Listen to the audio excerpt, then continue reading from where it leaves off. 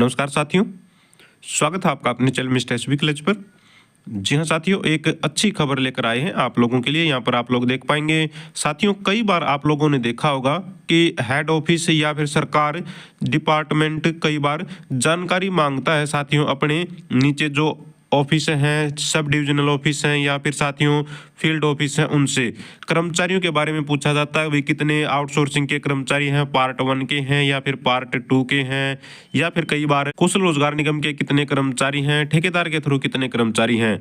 और जब दोस्तों ये जानकारियां मांगी जाती हैं विभागों के द्वारा, तो साथियों इन जानकारियों को भेजने में ही लंबा टाइम लग जाता है, कई महीने लग जाते हैं, कई लेटर जारी करने पड़ते हैं। तो इसी समस्या के समाधान के लिए दोस्तों ये लेटर जारी किया गया है। आने वाले समय में इससे काफ़ी सुविधा हो जाएगी। जी हाँ, यहाँ पर आप लोग देख पाएंगे ये लेटर जो जारी किया है साथियों, ये है director higher education Haryana Panchkula की तरफ से सभी डीडीओ, प्रिंसिपल, गवर्नमेंट कॉलेज या फिर सब डिविजनल लाइब्रेरी है, इन सबको ये लिखा गया है साथियों 28/3/2025 की डेट में, जिसमें दोस्तों इन्होंने यहाँ पर बता दिया है कि किस तरह से आप लोगों को प्रबंधन करना है ताकि कभी भी भविष्य में जानकारी मांगी जाए तो कोई परेशानी न हो। जी हाँ, ये देखिए, यह सूचित किया जाता है कि अक्सर ऐसा होता है कि फील्ड ऑफिस में कार्यरत संविदा कर्मचारियों की जानकारी उच्च अधिकारियों द्वारा मांगी जाती है, जिसके लिए हर बार फील्ड ऑफिस से गूगल शीट, गूगल फॉर्म या ईमेल के माध्यम से जानकारी मांगनी पड़ती है, जिसे एकत्रित करने में काफी समय लगता है तथा गूगल शीट के माध्यम से मांगी गई जानकारी प्रमाणित भी नहीं होती, अतः एतद्वार निर्देशित किया जाता है। तो साथियों ये निर्देश दिए गए हैं वे आपको किस तरह से डाटा का प्रबंधन करना है ताकि भविष्य में कभी भी कोई भी परेशानी न आए और तुरंत जानकारी भेजी जा सके। तो कॉलेज है या फिर लाइब्रेरी में नियमित और संविदात्मक रूप से कार्यरत कर्मचारियों की स्पष्ट जानकारी का उल्लेख करते हुए MIS पोर्टल को हमेशा अपडेट रखें। इसके अलावा संविदा कर्मचारियों के मामले में उसकी नियुक्ति का प्रकार यानी कि पार्ट 1 का है या फिर पार्ट 2 का है या कौशल रोजगार निगम का है या किसी अन्य स्रोत का उल्लेख शामिल होने की तिथि यानी कि ज्वाइनिंग की तिथि के साथ स्पष्ट रूप से किया जाना चाहिए। ये सारा का सारा डाटा दोस्तों पहले से ही पोर्टल पर अपडेट रखने की से यहाँ पर दोस्तों आदेश दिए गए हैं। इसके बाद साथियों यहाँ पर नियमित कर्मचारी के संबंध में HRMS पोर्टल को हमेशा दोस्तों अपडेट रखें। यदि किसी कर्मचारी को कॉलेज पुस्तकालय में से स्थानांतरित किया जाता है तो उसके HRMS और MIS के विवरण को उसके लिए लागू अनुसार तुरंत अपडेट किया जाना चाहिए।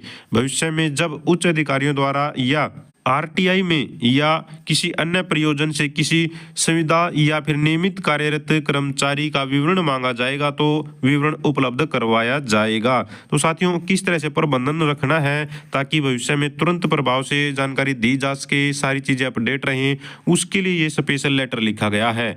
फील्ड ऑफिस में जानकारी मांगने के बजाय उपरोक्त पोर्टल के माध्यम से जानकारी प्राप्त की जा सकती है। तो यहाँ पर ये सबसे अच्छा समाधान है कि भाई बार बार लेटर लिखना, भाई फील्ड ऑफिसों को जानकारी भेजिए, इससे अच्छा है कि इस पोर्टल को अपडेट रखें और अपडेट पोर्टल से ही सभी प्रकार की जानकारी तुरंत उठा ली जाए कभी भी जब भी उनको जरूरत हो। यदि किसी भी स्तर पर HRMS या फिर MIS पोर्टल के अपडेट न होने के कारण विवरण गलत पाया जाता है तो संबंधित प्रिंसिपल DDO इसके लिए पूरी तरह से जिम्मेदार होंगे। सूचना अद्यतन करने में किसी भी प्रकार की समस्या आने पर संबंधित प्रधानाचार्य DDO इस कार्यालय के HRMS और IT सेल से सहायता ले सकते हैं। कृपया इसका सख्ती से अनुपालन करें। तो ये बहुत ही अच्छी पहल है साथियों। यहाँ पर पोर्टल पर ही सारा का सारा डाटा, चाहे वो एक रेगुलर कर्मचारी है या फिर एक संविदात्मक कर्मचारी है, उसका प्रकार, उसकी ज्वाइनिंग डेट, कब क्या कहाँ पर है, वो कहाँ से आया है,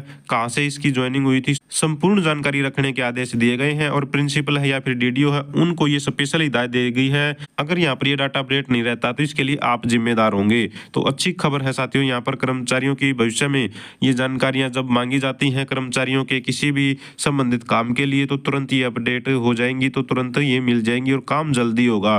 कई बार देखने में आता है कि कई लेटर जारी करने पड़ते हैं हेड ऑफिस को, तब जाकर वो जानकारी दोस्तों जो है उपलब्ध करवाई जाती है, वरना लंबा समय दोस्तों कई बार लग जाता है, तब जाकर वो जानकारी भेजी जाती है। तब तक साथियों कर्मचारियों का इंतजार भी बहुत लंबा हो जाता है। तो ये एक अच्छी पहल है विभाग की तरफ से, तो उम्मीद करते हैं जरूर इसको फॉलो फॉलो किया जाएगा।